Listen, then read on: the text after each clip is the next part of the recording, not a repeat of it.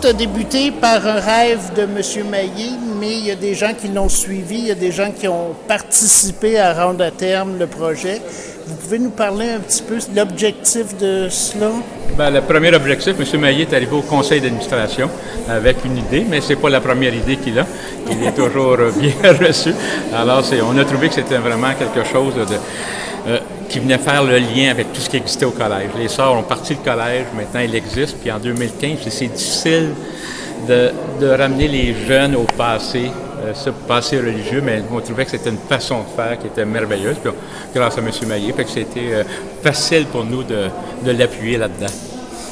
Puis vous avez participé à votre façon. J'ai commencé par recevoir M. Maillé au musée, avant que le musée ferme. Donc, il est venu me faire part de son projet. On a discuté de ce qu'on pouvait faire, ce qui était possible, des espaces qu'il avait de disponibles. Puis après ça, à partir de là, on a trouvé les objets, sélectionné les objets avec eux, avec les membres du collège. Et après, on a présenté des plans pour faire l'exposition. Et on a préparé l'exposition. Et on a fait de A à Z tout le travail de mise en exposition. Puis, à quelque part, ça relate un peu toute l'histoire depuis le début du collège jusqu'à aujourd'hui. Votre histoire est immense, là, au cœur de Saint-Jacques, puis de la congrégation. Qu'est-ce que vous pouvez nous dire un peu là-dessus? Justement, le musée il représente l'histoire de la congrégation, mais on sait que Mère Marianne, l'importance qu'elle a eue à Saint-Jacques. Moi, je suis de Saint-Jacques, et puis c'est très précieux d'avoir le musée ici, j'en suis très contente. Elle a souffert à Saint-Jacques, mais ses racines se sont insérées dans la terre profondément, mais apporté du fruit. Il y a eu beaucoup de vocations à Saint-Jacques.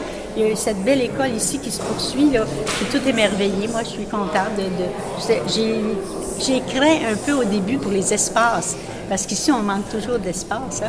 Mais quand il m'a dit qu'il prenait mon coin, ma petite salle du bout, je trouvais que ça avait bien du bon sens, puis je l'ai apprécié, je l'ai appuyé parce que je trouve ça intéressant. Je suis bien contente. Avez-vous quelque chose à ajouter? Bien, moi, ce que j'ajoute, c'est que je suis contente de revenir ici. J'ai été étudiante ici en 1963 et puis de voir que l'œuvre de Mère Marianne se perpétue ici et de voir comment vous êtes attachée à Mère Marianne et que vous voulez la faire connaître et faire connaître aussi tout ce que la congrégation a fait pour les jeunes. Et de voir que ça se continue toujours avec une grande passion, je trouve, à l'Institut.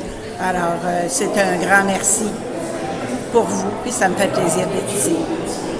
Quelque chose à ajouter, Stéphane? Bien, moi, je suis vraiment fier, je suis content, parce que ça apporte vraiment une richesse patrimoniale à notre établissement. Puis ça va être ouvert à tout le public. Donc, les gens de Saint-Jacques, des environs qui veulent visiter, bien, vous n'avez qu'à communiquer avec le Collège Esther Blondin, puis les portes vont être ouvertes. Vous pouvez venir visiter ce petit centre historique et éducatif.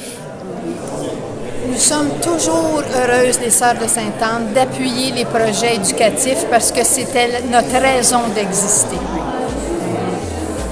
Bien, bravo tout le monde. Félicitations. Merci beaucoup. Merci.